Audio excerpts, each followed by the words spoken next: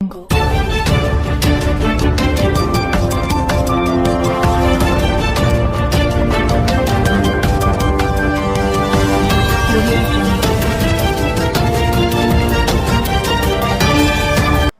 CM Jagan బటన్లు నొక్కి డబ్బులు పంచినా తనకు ఓట్లు వేయని జనాన్ని నిలదీస్తూ పలికిన నంగనాచి మాటలకు చక్కని వివరణతో సమాధానం చెబుతున్న పెద్దయిన పూర్తి వీడియో చూడండి. ఇదేమిటి జగన్మోహన్ రెడ్డి గారు, ఓటు వేయలేదని ప్రజలు నిందించడం ఏమిటి? ఇదెక్కడ చోద్యం?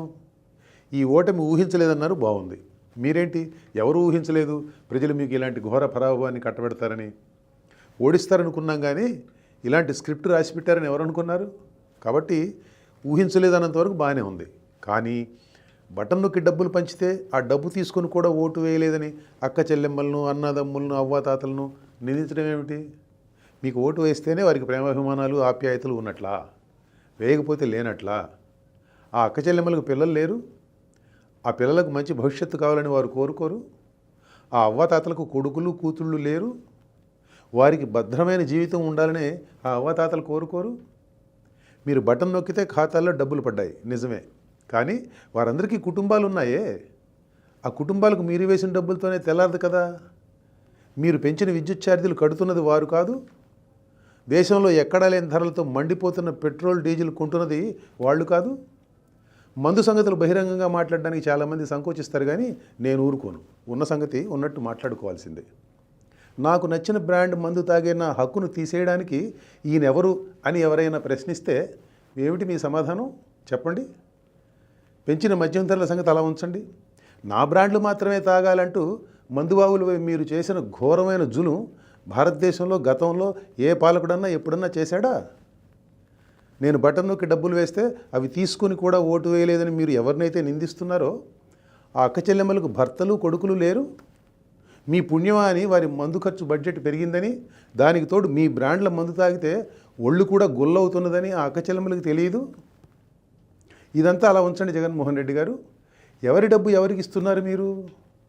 మీ తాత తండ్రులు సంపాదించిన డబ్బో, లేక చిన్న వయసులోనే అసాధారణ ప్రతిభ కనపరుస్తూ మీరు సంపాదించిన ఆ వేల కోట్ల సంపదను పంచుతున్నారా ఏమిటి మీరు? బటన్ నొక్కి పంచుతున్న డబ్బు రకరకాల పద్ధతుల్లో తమ దగ్గర నుంచి వసూలు చేసిన డబ్బేనని తెలుసుకోలేనంత అమాయకులు అనుకున్నారా మీ అక్క చెల్లెమ్మలు, అన్నదమ్ములు, అవ్వాతాతలు?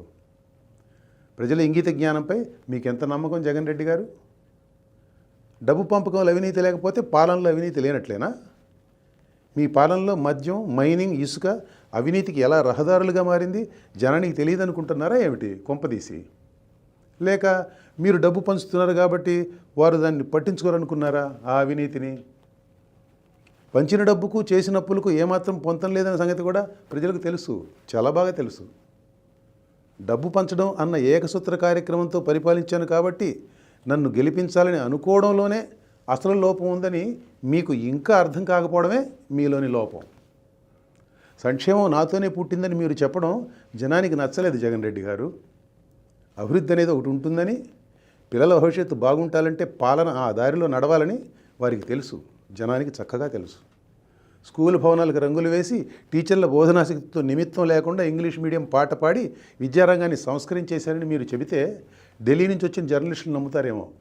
అక్క చెల్లెమ్మలు ఎందుకు నమ్ముతారు? రేషనలైజేషన్ పేరుతో ఇంటి పక్కన బడిని మీరు మూసివేసిన సంగతి వారికి తెలియదు. మాటిమాటికి మారిన మీ విధానాలతో పిల్లల చదువు చట్టుబండలు అయిపోయిందని ఇంటిలో ఉన్న తల్లికి తెలియకపోతే ఎవరికి తెలుస్తుంది? మీరు బైబిల్, ఖురాన్, భగవద్గీత అనే మీ మేనిఫెస్టోలో వాగ్దానాలు 99% అమలు చేశారా? ఏం మిగిలిన 1% ఏం పాపం చేసింది? దాన్ని కూడా కలపకపోయారు, వదిలేశారే? మీ మేనిఫెస్టోలో పోలవరం మొదలుకొని రాష్ట్రంలోని సాగునీటి ప్రాజెక్టులు పూర్తి చేయడం అనేది లేదా?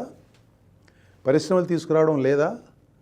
యువతకు ఉద్యోగాలు, ఉపాధి అవకాశాలు కల్పించడం లేదా? శుభ్రమైన రోడ్లు లేవా? పంట కాలువలు బాగు చేయడం లేదా? ధరలు తగ్గించడం లేదా? చక్కటి శాంతి భద్రత పరిస్థితి మెయింటైన్ చేయడం లేదా? Just asking. అలా అయితే అసలు మీ మేనిఫెస్టోలోనే ఏదో తేడా ఉన్నట్టు కాదు. పనికిరాని మేనిఫెస్టో ఒకటి తయారు చేసి మొత్తం అమలు చేసామంటే సరిపోతుందా? మీ పాలనలో ఏం ఉందో, ఏమి లేదో, చెడు ఏం జరిగిందో, మంచి ఏం జరిగిందో చెప్పాలంటే చాలా ఉంది.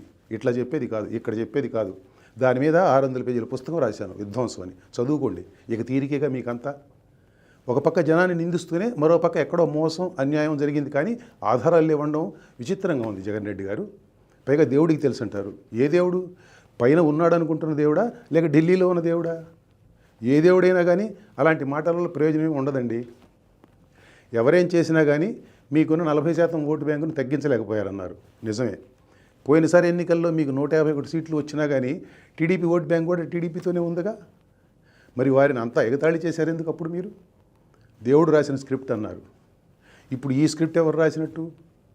ప్రజాస్వామ్యం అంటే ఇలాగే ఉంటుంది. 5 ఏళ్ళు ప్రతిపక్షంలో ఉండి 5 ఏళ్ళు అధికారంలో ఉన్న తర్వాత కూడా మీకు ఆ విషయం అర్థం కాలేదు. మిమ్మల్ని ప్రజలు ఎందుకు తిరస్కరించారనే దానికి మీకు తెలియకుండా సమర్థన మీరే ఇచ్చుకున్నారు. మీకు అర్థం కానిది ప్రజలకు అర్థమైంది. అందుకే మిమ్మల్ని ఇక చాలు ఇంటికి వెళ్ళండి అన్నారు. నమస్కారం.